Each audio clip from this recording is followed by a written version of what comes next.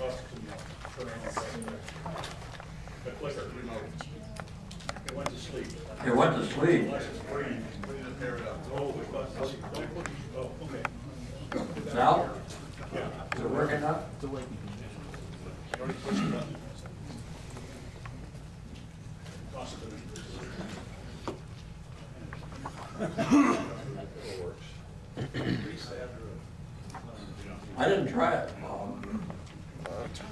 I just touched it, that's all.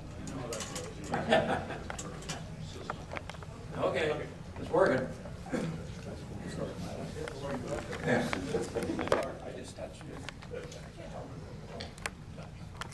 Believe it or not, this is a V&T locomotive, and after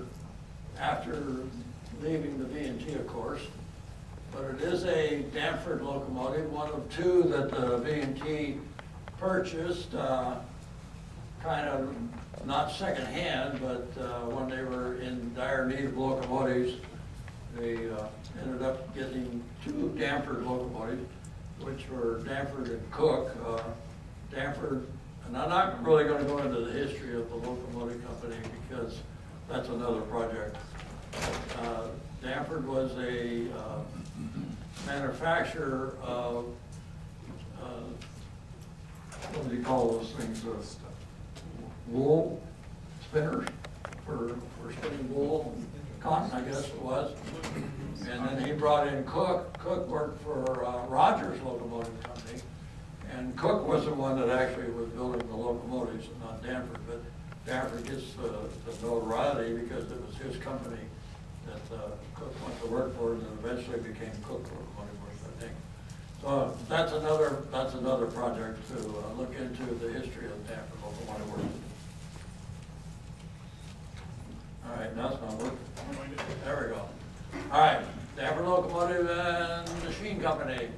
We have two locomotives, number 15, the W.C. Ralston, built in 1872 for a South American country, but not delivered. Serial number 884, 49-inch drivers, an inch bigger than the B&P, 17 by 22-inch cylinders, and had injectors, all right, and eventually was renamed in Aurora. Number 16 was the William Sharon, built in 1872 for a South American country, but not delivered. Serial number 885, and 49-inch cylinders, 49-inch drivers, I mean, and 17 by 22-inch cylinders and injectors, and renamed Orphan. All right, okay, get the right button here.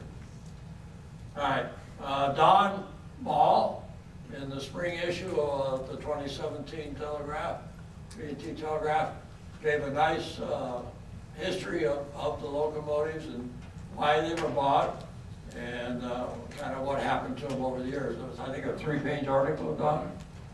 And then I cut out the center page and just put this up there for that. And you can go back and read that, give you a lot more information than I will. All right, newspaper accounts and other information. So what I did, I went back and tried to find out what happened to these locomotives on the V&T. And I'll kind of read this to you. So they arrived at Reno on 11/26/1872, according to one of the papers. The CCDA, which is the Carson City Daily Appeal of 11/27/72, Virginia and Cherokee Company received yesterday 2 of the magnificent large locomotives which Manager Yarrington has ordered from on the road. They weigh between 2 and 3 tons more than the largest locomotives now on the road. They will be put together and in a few days will fly under the names of William Sharon and W.C. Ralston.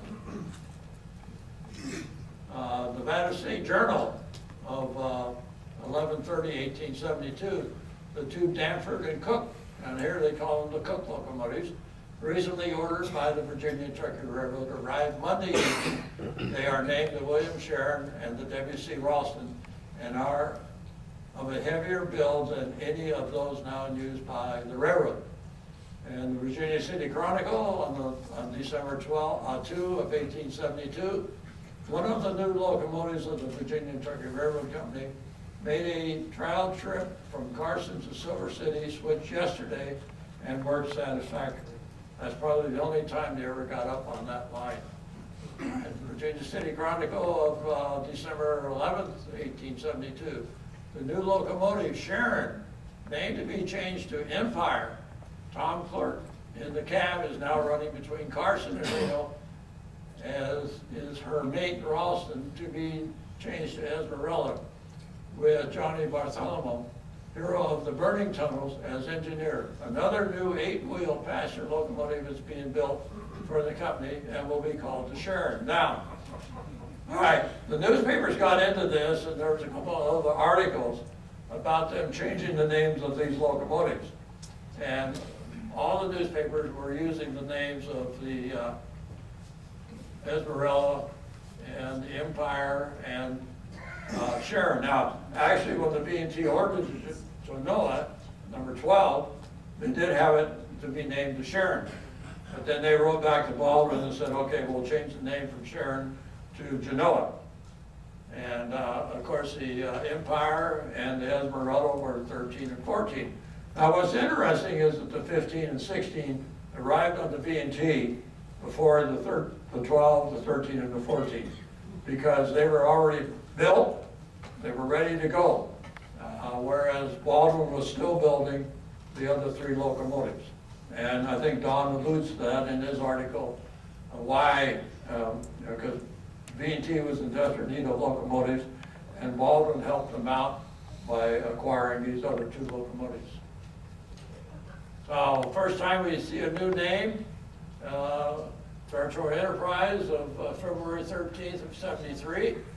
Today or tomorrow, there will arrive at Reno 3 new locomotives for the Virginia and Truckee Railroad. They will be the first-class engines and are named as follows: Empire, Esmeralda, and Genoa. So there's the 3 engines. They will be brought up as far as the company machine shop in Steamboat. So they were still putting together stuff in Steamboat, all right, because the shops in Carson City, the 1874 shops, hadn't been built yet, of course. And they will be set up in Steamboat. Engine number 15, called the Aurora. So this is the first time we see the name Aurora on that locomotive, which has been running on the Reno division of the road, is badly used up, and has been taken to the machine shop in Carson for repairs. It will take about 10 days to put her in good running order. So by the February, the engine's already used up, and it's only been there 2 months. All right, Carson City Appeal of March 30th, 1873. Friday's operations were further distinguished by the fact that conductor John Siver's freight train from Reno, consisting of 22 cars, was the largest train that ever passed over that part of the road. The immense caravan was hauled by the locomotive Orford, which Mr. Grifford is the engineer. So this is the first time we see the name Orford used on the 16. Now, the normal train going from Carson City up to Virginia City with any of the Baldwin locomotives was about 7 cars. So you figure you got about 3 times the number of cars that was being hauled from Reno to Carson City by these locomotives. So they were a fairly powerful locomotive. April 15th, 1874, a railroad accident while flying some cars at Franktown yesterday. The engine Aurora did not quite clear the track, and the cars came down on her with crash, breaking her tank all to pieces. Consequently, the train that should have arrived here at 3:30, and this is Carson, p.m., did not come into town until nearly 6 o'clock. And then on December 28th of 74, a letter from Yarrington to Mills. Mills did not like the injectors because on the Baldwin locomotives, they were always in constant use, always running back and forth. And they were using the water pumps all the time, so they didn't have to use injectors.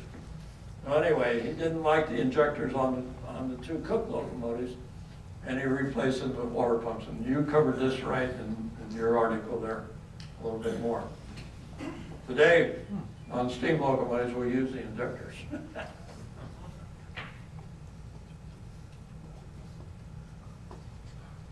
Virginia City Chronicle of January 30th of 75, locomotive repairs. The locomotive Aurora, Washoe, Comstock, and Hornsby have been hauled off for repairs. I did find a couple of notes. Number 15 received 93 feet of walnut and 80 feet of ash. Number 16 received 32 feet of Oregon pine. So there was some construction going on the locomotives, but it doesn't really say what they were doing on them. It just gives me the number of pieces of wood that they were using on them. March 8th of 75, in company with the master mechanic, we yesterday paid a visit to the Virginia and Truckee Railroad machine shop. In the machine shops are several iron horses on the sick list. We noted the Virginia, the Aurora, and the Orphan are rather the cases of them, for Uncle Malker has them gilded like watches, so they were pretty well torn apart at that point in time. And then March 26th of 75, the Aurora, which has been in the repair shop for a considerable length of time, has been almost entirely rebuilt under the supervision of Master Mechanic Bowker. Yesterday morning, she left the shop with flying colors and took her place on the road again, looking handsome as ever. Charlie Folks, the engineer in charge, has good reason to feel proud of her. And I think from there, yeah, it jumps up to 1880. I didn't really find any newspaper articles between those 5 years, so we're not really sure what was going on there. But by April 9th of 1880, Engineer Orford, number 16, has had complete repairs and is now running. This engine some weeks ago broke down, main rod pin broke, and stripped rods on both sides. The cost of repairs was fully $1,000. And this is coming out of the newspapers. This isn't coming out of B&T reports, but this is coming out of the local newspapers. So it's kind of interesting what the reporter in Carson City was going down and looking at the engines and finding out what was going on. Engine Aurora number 15 is now in the pits in the machine shop for general repairs. She will receive a new pair of driving wheels, which will be cast in the shops. So remember now, they were 49-inch drivers, okay? July 3rd of 1880, Locomotive Virginia, number 4, Comstock, number 6, and Aurora, number 15, are on the pits for repairs. Number 15 is quite thoroughly dismantled, having its boiler overhauled, and a new round Baldwin door put in. So what we're figuring here is that this is probably the front door, the smoke box door. They ordered this from Baldwin, and I think we'll see this in some of the photographs later on. March 22nd, 1881, by this time, of course, the railroad is down to hardly hauling anything because the mines have really closed down pretty much. The engine Story, which you talked about here a little while ago, has been sold and is being put in good running order preparatory for it to be taken to British Columbia for the Canadian Pacific Road. And Don showed that in his slide there of it up on the Canadian Pacific when they were building the line, the west portion of the line. The Aurora, too, is repaired except for painting. The Inyo, Orpha, and Nevada are awaiting a demand for their use, as well as the Washoe and Virginia. So you see here we have about 5 or 6 locomotives that are just sitting around. And sold August 12, 1881. For the past year, the freight business of the B&T Railroad has been very much depressed, and the company has a good deal more rolling stock on its hands than it could find use for. It has recently sold 5 locomotives to the Oregon Railway and Nevada Navigation Company to be used on the lines running between the Dallas and Walla Walla. They will be shipped this week. Okay, they're talking about 5 locomotives. In a minute, we'll find out a little bit different. August 17th of 1881, yesterday, 3 of the B&T locomotives were sent west on their way to Oregon, where they are to work there hereafter. They are known here as Aurora, the Washoe, and the Comstock. The others that have been sold to the Oregon Road will be shipped as soon as they are put in good shape. Now, only 4 locomotives went to Oregon. The other one would be the Orphan, and not the fifth locomotive went up to Canada. So 4 locomotives went up to Canada, and 4 locomotives went up to Oregon. All right, here's a letter from Harry Hunter. Engines 15 and 16 built by the Danforth Locomotive Works, Patterson, New Jersey in 1872. It gives a cylinder size, driving wheels 50-inch. So they went from a 49-inch driver to a 50-inch driver. Remember, one of the newspaper articles indicated that they were going to be putting new wheels on the locomotive. So they built up the tire on the driving wheel. 30-inch patent wheels, or pony truck wheels. Wheelbase 30 feet 7 inches, rigid 13 feet 3, 2,200 gallon tender, and 60,000 pounds on the drivers, and looks like 10,000 pounds on the truck. So 70,000 pounds total. These engines were built to specifications for Colonel Evans of New York to go to South America, have patented double exhaust ports, steel tire and pony truck, tenders thoroughly sound, I think it is. Engines have lately been put in thorough repair with new special 3-inch tires. So there's your 3-inch tire. These painting will cost about $2,000 to put engines 16 in same condition, okay? They are good, stout, and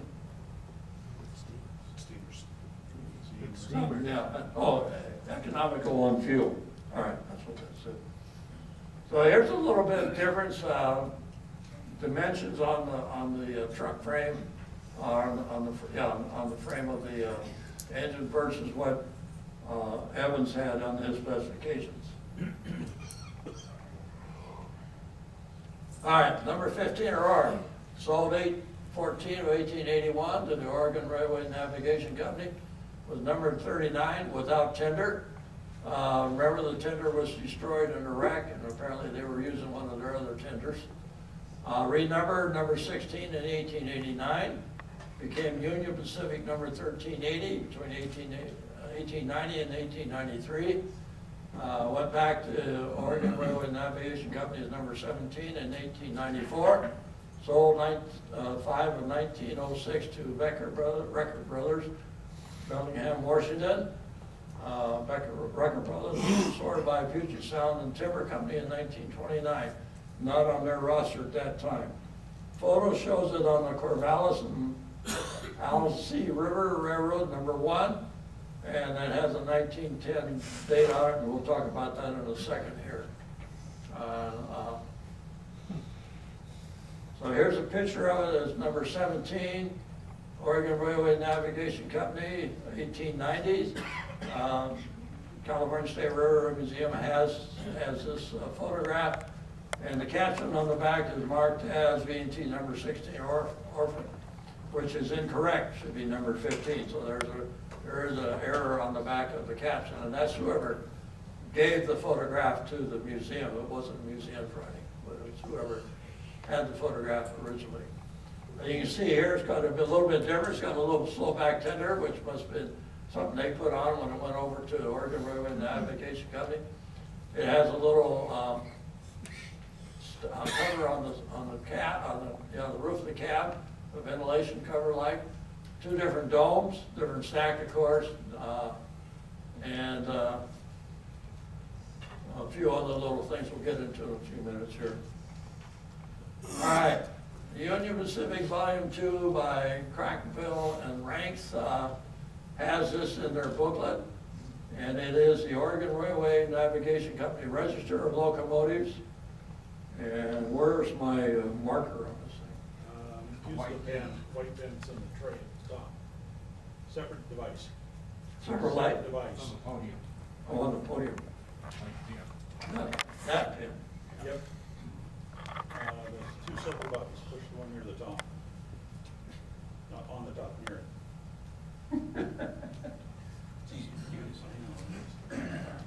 Oh, that one. Yeah, you light up your chest. That's a red light, okay, there we go. All right, so here's the register of locomotives, and then you see all the various locomotives they had. They also had one of the Baldwin locomotives in here that they picked up, either the Washoe or the Comstock. But this right here is the Danforth locomotive, which is this one here. And the copy is very poor. I went down and re-looked at this again at the museum and trying to figure out some of the marks that were put in here to try to get the clarification if this is the same locomotive that we're talking about. All right, and this says number 16 and 17, Danforth Mogul engines, okay? So these are the two V&T locomotives. Now, if I can get back to this guy. All right, Kyle sent me this thing a few years ago. All right, Corvallis and Alsea River Railroad showing all this motive power, 1910. So that's why I used the 1910. It says here they had two locomotives. C&AR number 1 is a 460 Baldwin.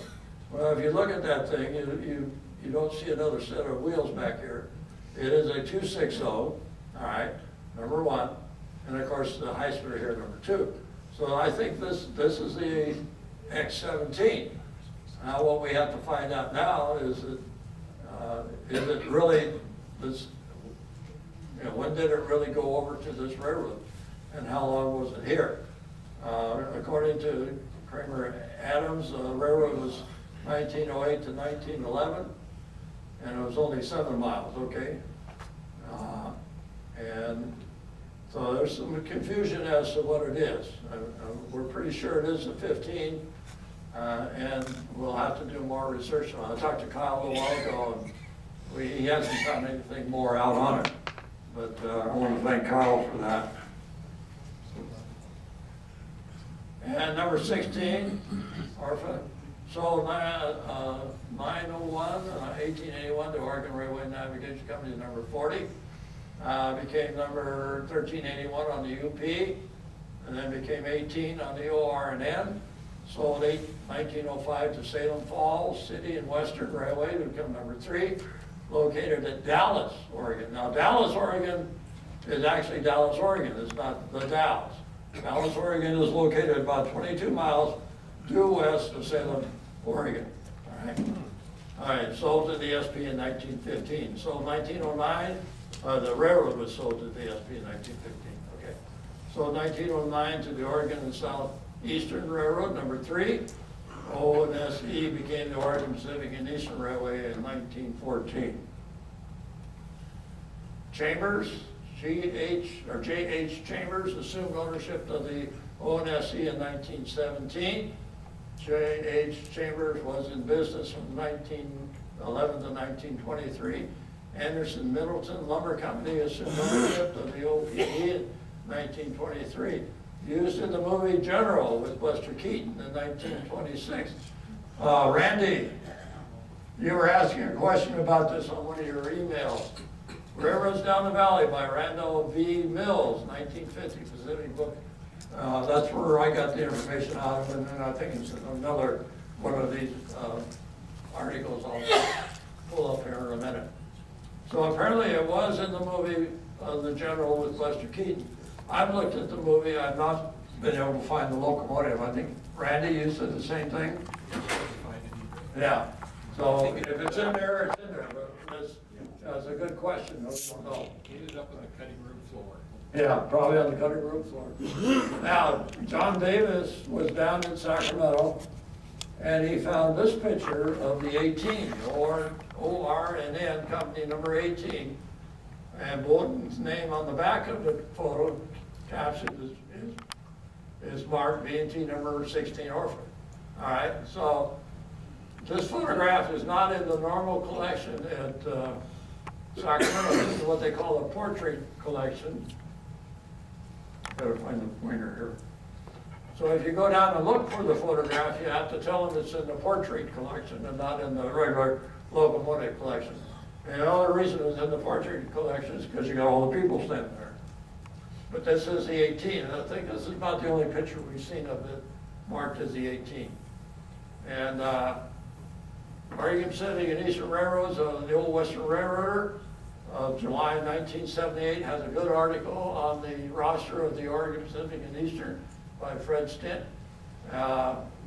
Beautiful picture of the three on the front. And in there, so I think it also indicates that the engine was used in the movie, the General. So here's that same picture. This is, I think they have this at the Railroad Museum too, but I'm not positive of that. Here's the picture that we used on our flyer.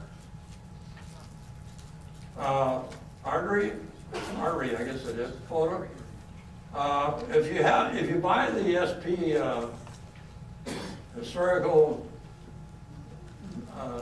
newspaper, quarterlies, there's a beautiful article about this guy here. He was a locomotive engineer up on Tillamook on the SP, and he took a lot of photographs. There were a bunch of his photographs in that issue of the SP Historical Society.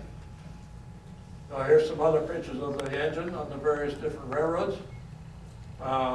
This one back here is a little postcard that I found back in 1911. Okay, how come it's not that one? Push the other button. Other button. Oh, there we go. So this is out of a 1-cent postcard from 1911, and here's the bigger, Bob Dockery blew that up, made this photograph out of it. All right, the only photograph that we know of on the B&T is this one here, Watkins photograph in 1876. He was on top of the SP depot there between the SP, of course, which is over here on the left side. Okay, get the right button. No, the right button. Okay, there we go. Here's the SP main line. Here's the V&T line going across the river. Here's the old trestle here up to the bridge. 1875 roundhouse that they built there in Reno. Okay, so Watkins was up here and he took a picture here of the 15 or 16. Okay, here's the 7 or 8 behind it. Now Watkins turned around and took a picture the other way. All right, here's the 46 again. It's moved up the line. This car here is Watson's car that the CP gave him. And behind that is a half of a flat car light with his carriage on top of it. So he had a carriage that he would take out and do his glass plate photographs with. So he's turned around and taken the other slide. Steve is going to cover this more in the next issue of the Telegraph. He's going to give he's got a nice 3-page article on the Central Pacific depots here, and that will be covered in our next issue of the Telegraph. But if Watkins had moved down to the other end of the passenger depot, he would have been able to pick up the front of the locomotive, which he didn't. So what did these two locomotives look like? Well, here's a couple of CP locomotives. The Hercules went in service in 1866. 48-inch drivers, 18 by 22 cylinders, okay. Mike? Yeah. That's Cisco. Huh? That's Cisco. That's Cisco Grove, yeah. And here's the Onanto, yeah. Onanto, okay. Built in 1866 also. And this is around, is this the same spot? I think so. Yeah, probably about Cisco Grove. But note the arch windows, the bell here is in front of the in front of the sand dome. There's a little bit of headlight, and of course a little bit different stack. Nice builder plate in the center here. And then of course the cylinders and all that. There's another Danforth locomotive, the White Eagle. And you notice the flare up here on the steam dome, and the flare, the different types of dome here, the bell up front, and you notice a little arc up here to pull it with back and forth, okay? And the way they did on their sand dome is that the arm came down from up the top, and went back into the locomotive. Here's a Gray Eagle, basically the same thing, the bell here, of course they got the fire pump on this one. So here's a bell up here going back into the cab, and here's that dome, and here's a nice builder's photograph. Now, I don't know if this says Danforth Locomotive Works or Machine Shop or what it says on it, so I didn't put it in my drawing. All right, we have specifications from W.W. Evans. Now, he was the guy that had the locomotives, and he was trying to sell them to South America. And apparently the South American company didn't want them. Excuse me, Mike. That number plate on that prior photo, that locomotive? Uh-huh. Is that the CP shop? Good. No, it's a Danforth. Oh, it's Danforth. Yeah, these are all Danforth locomotives, I'm sorry. Yeah, sorry about that. So anyway, he sent about a 13-page description of these to the B&T, Virginia Truckee Railroad. Gives all the different information on the locomotives. Gives how big they are, 49-inch drivers and all that. And like that, it's 13 pages here of the information on these locomotives. All right. Usually when I try to do a drawing, I try to measure, find a drawing of the locomotive, or I go out and after that and go out and measure the locomotive. Well, these two locomotives are no longer around, but I did find in this book here, American Locomotive Engineering by Watsonborn, a nice drawing of a Danforth locomotive. Pretty similar to what the V&T's number 15 and 16 look like. All right, 6 locomotives, construction number 750 through 755, built for a railroad down in, I think Peru, as I found out, according to Jack White in 1871. So these engines are about 100 locomotives ahead of the V&Ts, which were 844 or 845, I think. All right, so they're fairly close. All right, you notice the sand dome here in the front, the bell in the center, and the crazy steam dome here. And the arched windows, which I like these arched windows. Wilke doesn't like the arched windows. I do too. All right, so if you compare the V&T photo to the number 750, which is the Weisenborn drawing, all right, you get the difference in the steam and sand domes, bell in front of the sand domes, looks like a V&T smokestack, so I just used the V&T smokestack. Squared off side windows, not arched, okay, or these replacements, and I mentioned that back earlier because of the wood that went into that much wood. I did a comparison of the V&T's number 15 and 16 to the Weisenborn number 750 drawing, and then I threw in the V&T's number 10 to wash it to get some differences between all the things. So I go from drivers and all that, weight, length, boiler, firebox, projectors, and down the length to the tender. So I did that.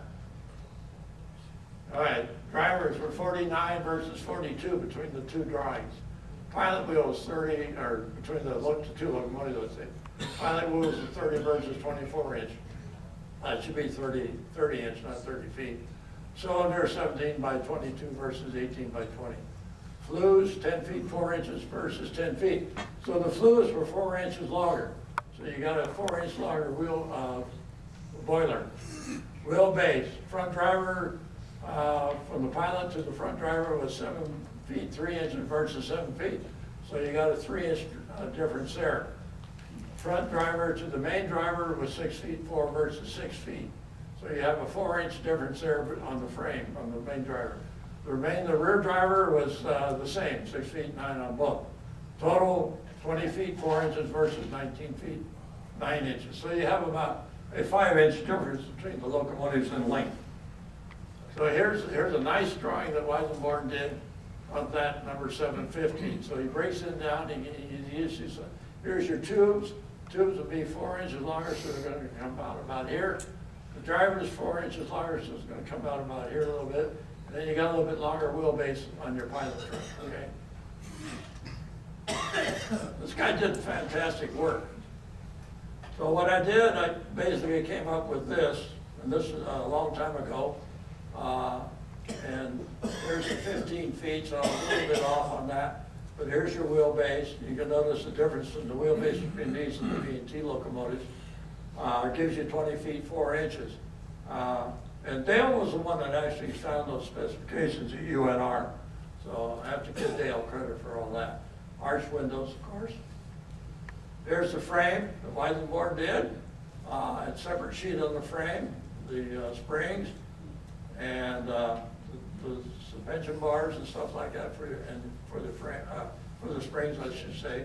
So I ended up moving the frame out a little bit. And here's the front. Here's your pilot truck, the equalization bar, and all that. Here's your front cylinder. Here's your firebox door. So I came up with this type of frame based on that information. And then here's your drivers and your rod. Mike, you take a step to the right. You want me over here? I can't see it all over here. All right, so here's your cylinders, up to the 750. Get back further. All right, there's your tender. Now, notice that on this tender that it's all steel or iron, all kind of riveted together. It's not wood, all right? Only the wood is out here on the front and the walkway. A little bit different tender that we have on the Volvos, okay? Here's the side view, and the front and the rear. And here's the truck, a little bit different truck, pretty similar to the B&T, the Volvo trucks, but still a little bit different. So here's what I drew up based on that. And this was my second cut of 15 and 16 with the arch windows, which I liked. And I sent this off to Jim Wilke and John, and of course they say, no way. Yeah. So here's what they sent me back. All right, you did this, you did this, you did this, you didn't do this, which I was already working on, I knew that. And I said, okay. So they pointed these things out. They had a little bit better picture than I did. Mine was a little bit more fuzzy. It's the same picture, but they had a better scanner. Well, thanks to them, we were able to go back and do some changes. And another thing they came up with is they hate the smoke, or the steam box cover here for the valve is bigger. And I go, oh, okay, I didn't even pay any attention to that. And here's the square windows still, and I still don't like square windows. But they sent me this photograph of the Mount Washington. Hey, Jim, what railroad?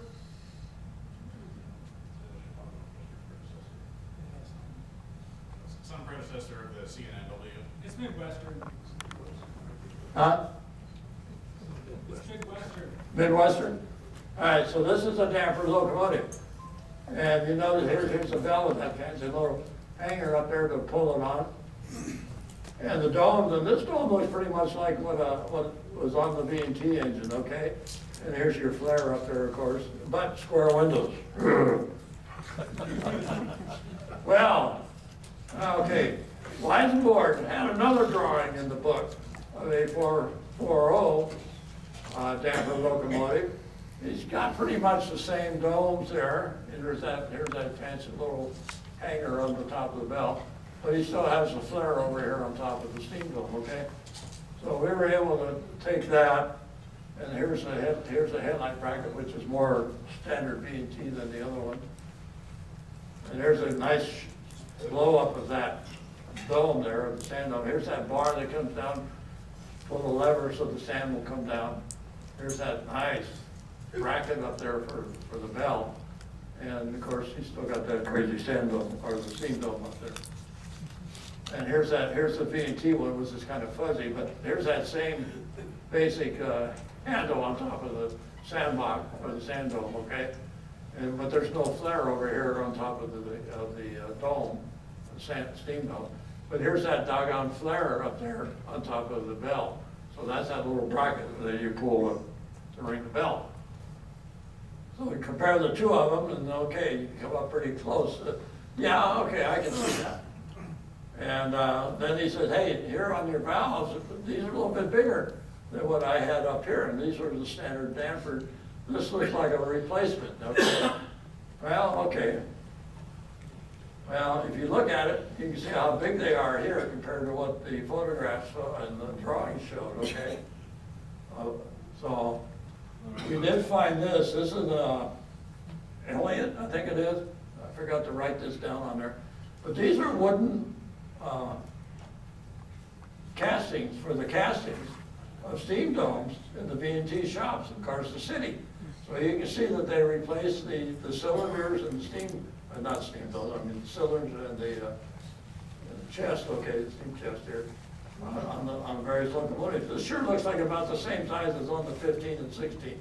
So it's very possible that the V&T did change those out. So anyway, went back and see how big they are here. And you can kind of compare that to these here, it's about the same size.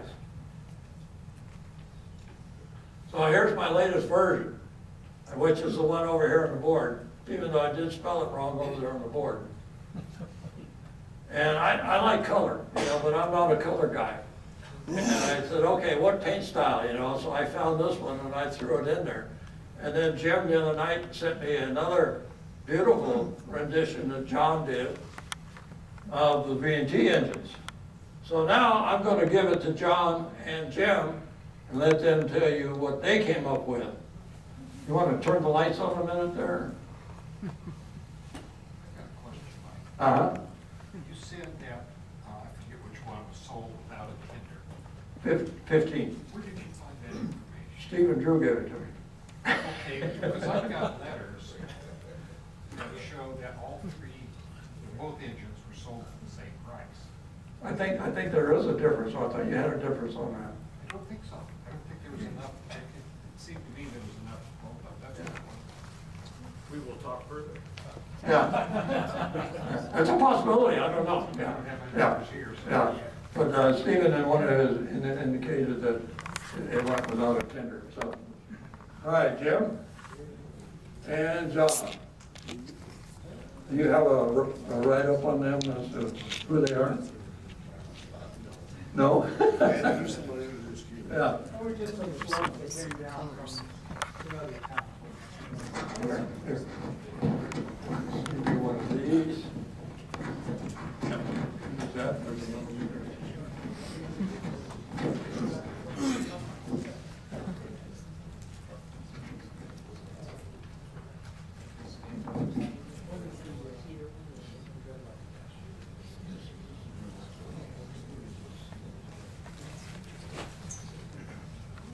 All right, well, you're all supposed to be going off the break right now, so we're going to keep this kind of brief. Can I? So just a little bell, Mike. Jim, good.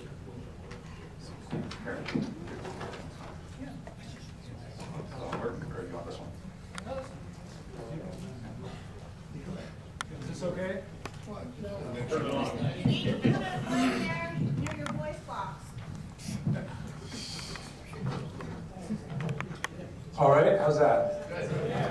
Is this working? Turn off the podium mic. All right, how's that? Nope. That's worse. Step away, we chose. It's off. That's far enough. That's far enough. You think this will work? Yeah, perfect. All right, it's kind of fun to do a Danforth Cook engine because Danforth Cook is one of those also-rans. You see a lot of them, but you never see them at all. They were a relatively marginal builder, locomotive builder.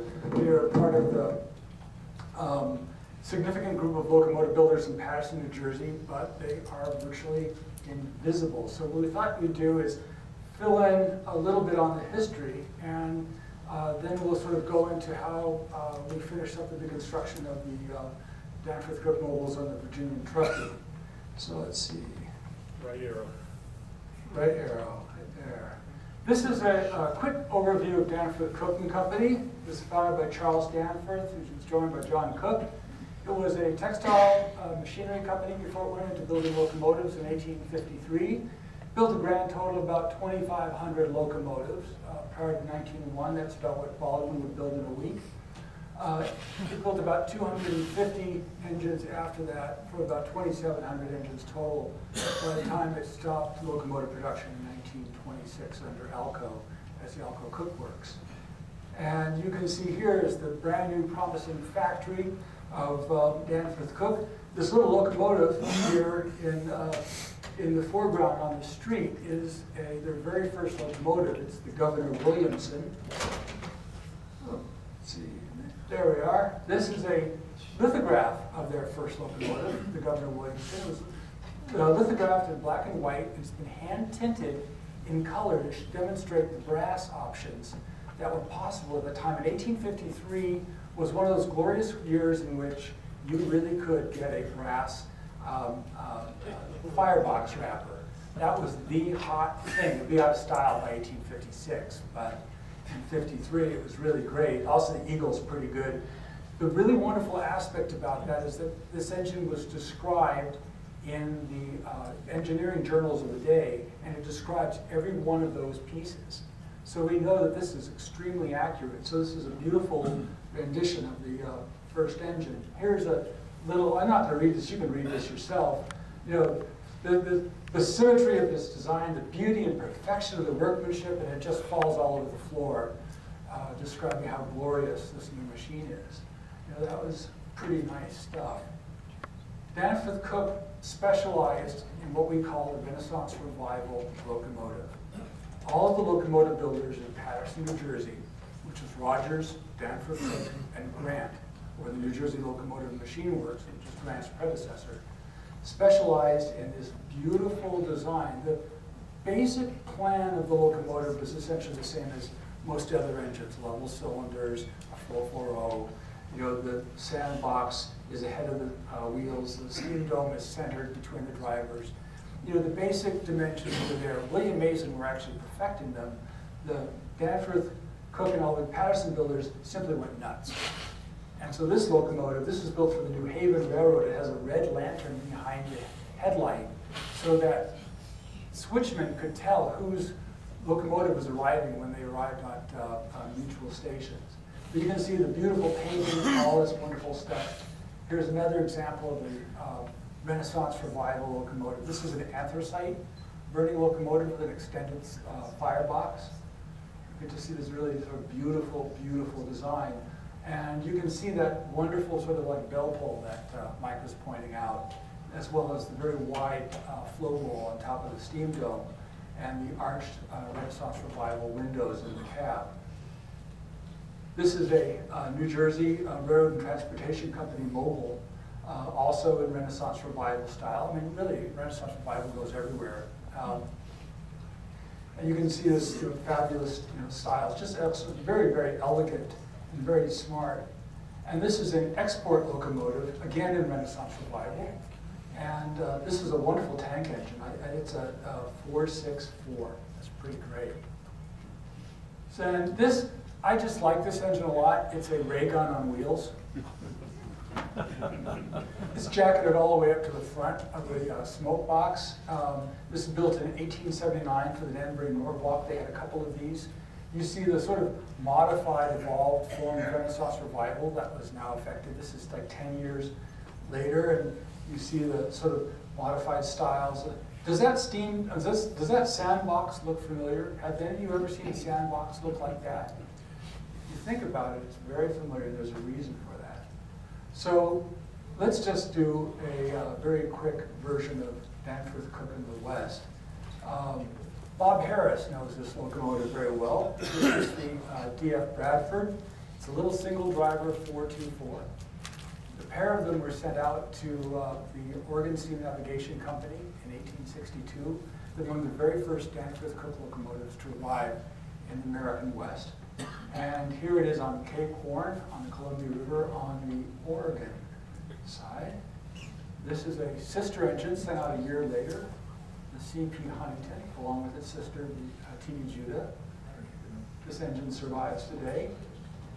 This is this the Dame? No, this is one of the San Francisco and San Jose locomotives. This is photographed, I think, by Norbridge.